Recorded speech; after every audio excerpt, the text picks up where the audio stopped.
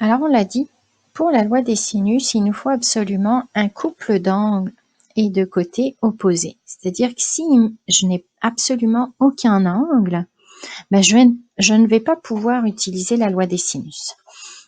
Alors heureusement, les mathématiciens ont trouvé une autre formule, une autre loi qui va nous permettre, effectivement, connaissant les trois côtés, de déterminer les angles à l'intérieur, ou bien si j'ai certaines informations, un angle et des côtés, ben, je vais être capable de retrouver le côté manquant. C'est vraiment davantage pour déterminer les angles intérieurs, sinon on privilégiera la loi des sinus, qui est quand même plus facile d'utilisation. Donc, la loi des cosinus, il faut savoir que c'est une généralisation, c'est une extension,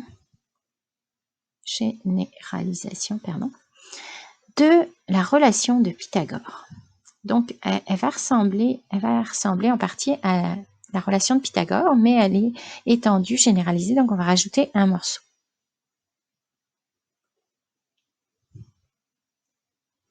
C'est une généralisation à tout type de triangle. La relation de Pythagore fonctionne dans un triangle rectangle. Cette fois-ci, elle va fonctionner dans tout type de triangle.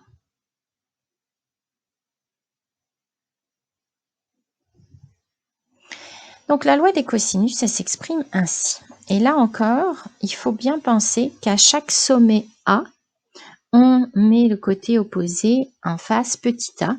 Pour le sommet B, l'angle B, donc en face le côté B, et pour l'angle C, en face le côté C. Donc cette formule, elle nous dit que pour chaque côté, puis finalement, il n'y en a vraiment qu'une seule à retenir, parce que pour les autres, c'est juste une inversion de lettres. Donc on va vraiment retenir celle-là. Et elle vous dit que pour un côté choisi, ce côté-là, au carré, c'est la somme des deux autres côtés au carré, mais comme mon triangle est pas rectangle, il y a une petite différence, et puis il faudra enlever 2 fois le produit des deux côtés opposés, là, enfin des deux côtés restants, BC, fois le cosinus de l'angle A, qui est donc opposé à ce côté-là. Donc ça paraît une formule un peu compliquée à retenir comme ça, mais elle est quand même, somme toute, relativement simple. C'est à l'utilisation où il faut faire un petit peu attention. Donc, exemple, déterminons la mesure du côté BC ici, qui est face à cet angle-là. Donc là encore, utilisez de la couleur, observez bien, qu'est-ce qu'on a, qu'est-ce qu'on cherche. Vous voyez, on a ces deux-là, ces deux côtés-là avec lesquels on va travailler. Donc, j'écris ma formule, j'ai A au carré est égal à B au carré plus C au carré moins 2 fois B fois C fois le cosinus de l'angle A, qui est l'angle opposé au côté 1. Hop. Je viens remplacer par les valeurs.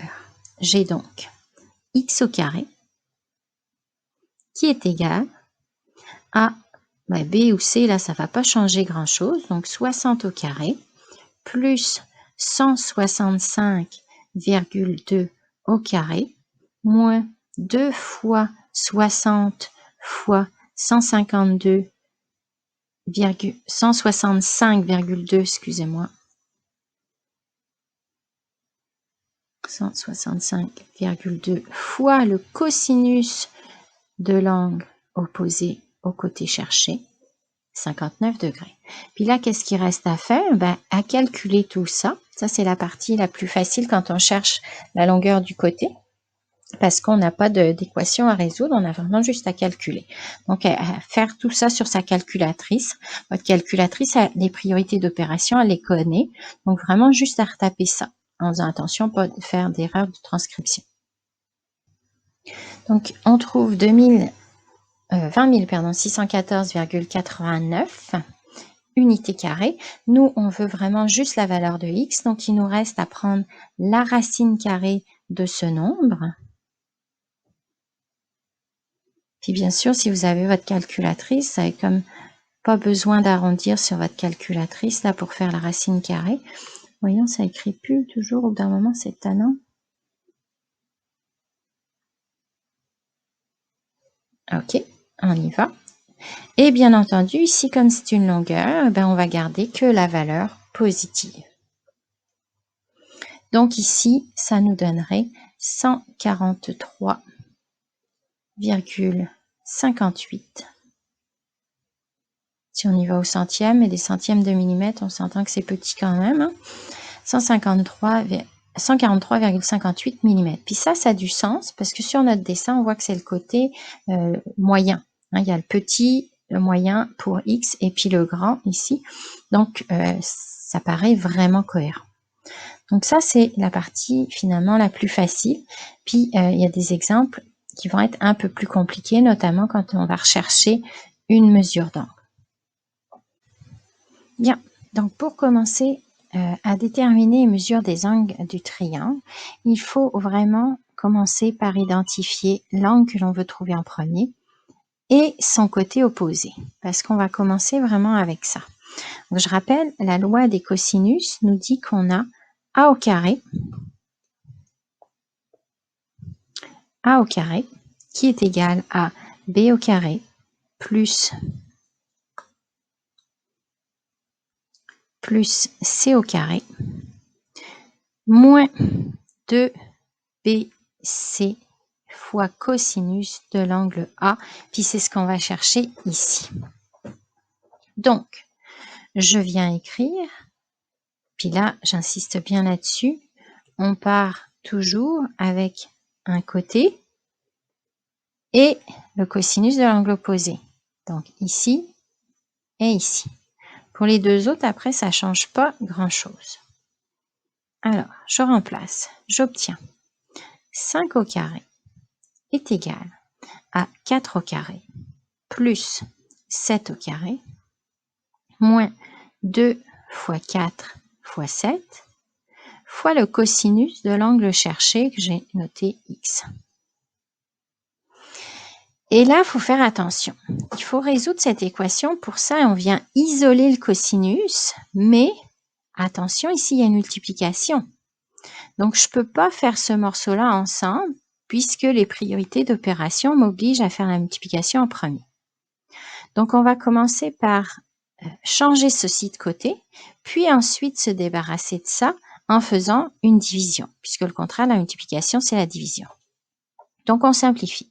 J'ai 25 est égal à 4 au carré 16 plus 7 au carré 49.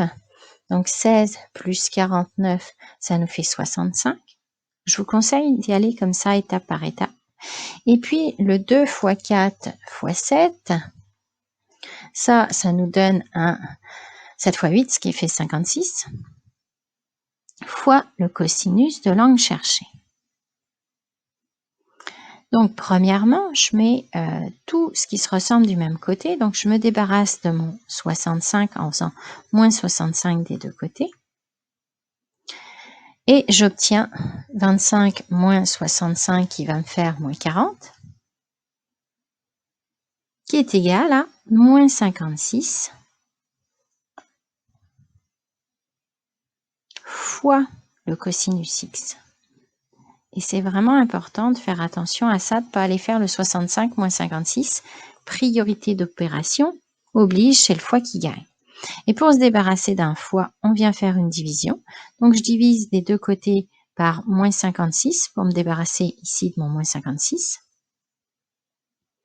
Et j'obtiens donc un cosinus de l'angle que je cherche qui est égal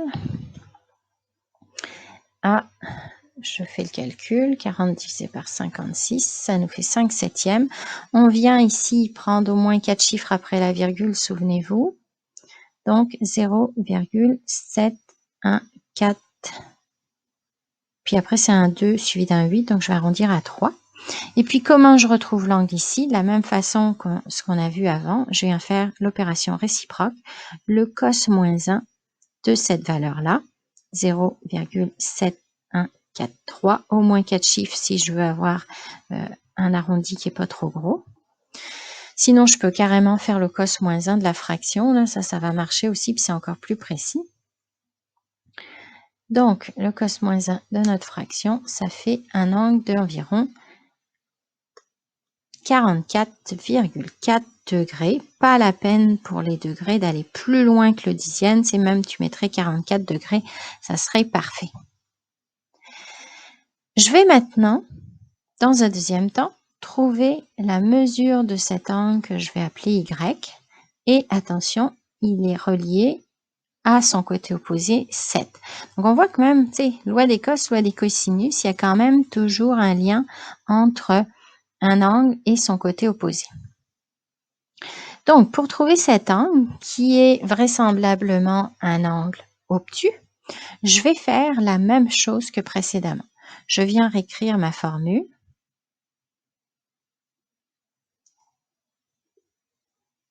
A carré est égal à B carré plus C carré moins 2BC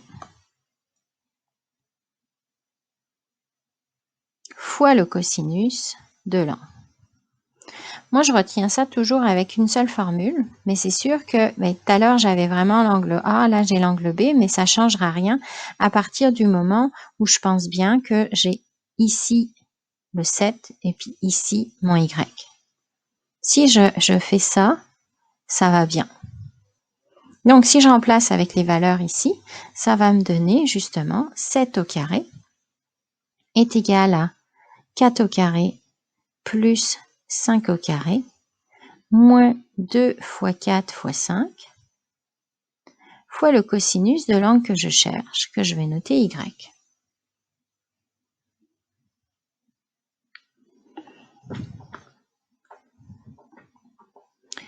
J'isole mon cosinus Y. Pour ça, je simplifie mes calculs. Donc là, j'ai 49 est égal à 4 au carré qui fait 16 plus 25.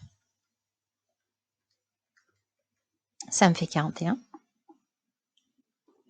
Moins 40 cosinus Y. Puis là, on a très envie de faire 41 moins 40 parce que c'est facile. Oui, mais on ne le fait pas parce que la multiplication est prioritaire. On ne peut pas faire 41 moins 40. Attention. Je fais donc ici moins 41 des deux côtés. Ça, j'ai le droit. Ça me donne 8 est égal à moins 40 fois le cosinus Y. Et là, enfin, pour me débarrasser du moins 40, je peux diviser des deux côtés par moins 40. Et là, je vais trouver un cosinus de l'angle Y qui est égal à 8 divisé par moins 40.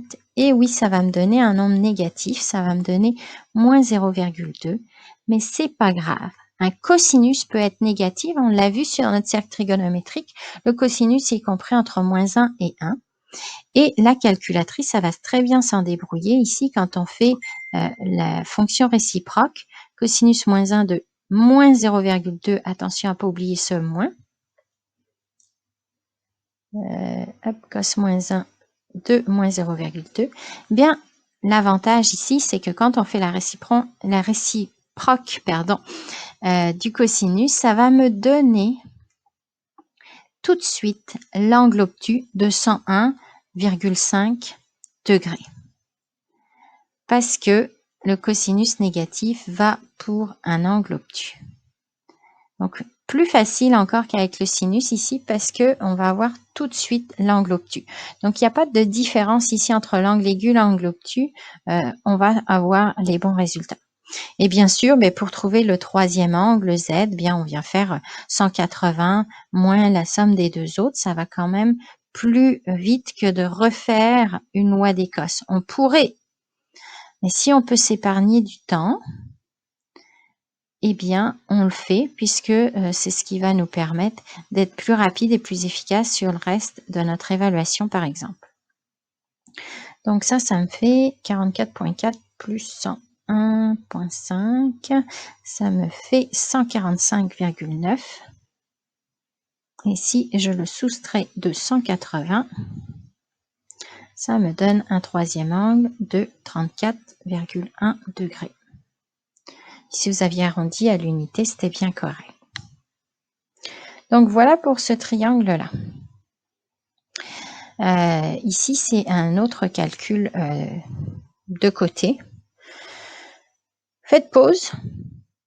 Et puis, si vous avez besoin, écoutez en entier, sinon passez la vidéo.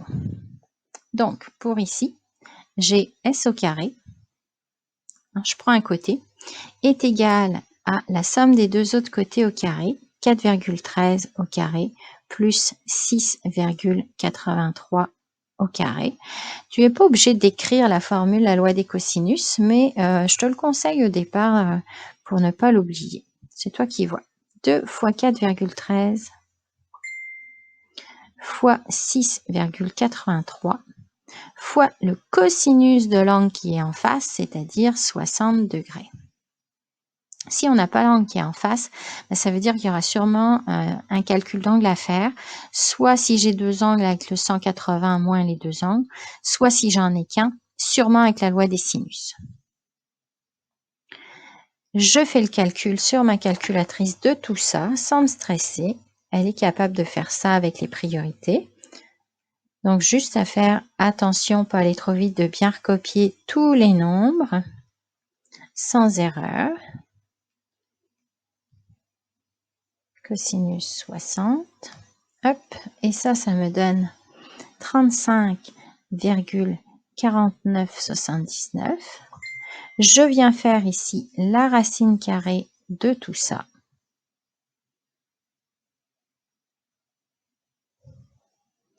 Et j'obtiens un nombre positif, bien sûr, parce que c'est une longueur. J'obtiens environ 5,96 cm. Donc, voilà comment on utilise la loi des cosinus pour déterminer soit des angles, soit des longueurs. À plus, n'hésite pas si tu as des questions.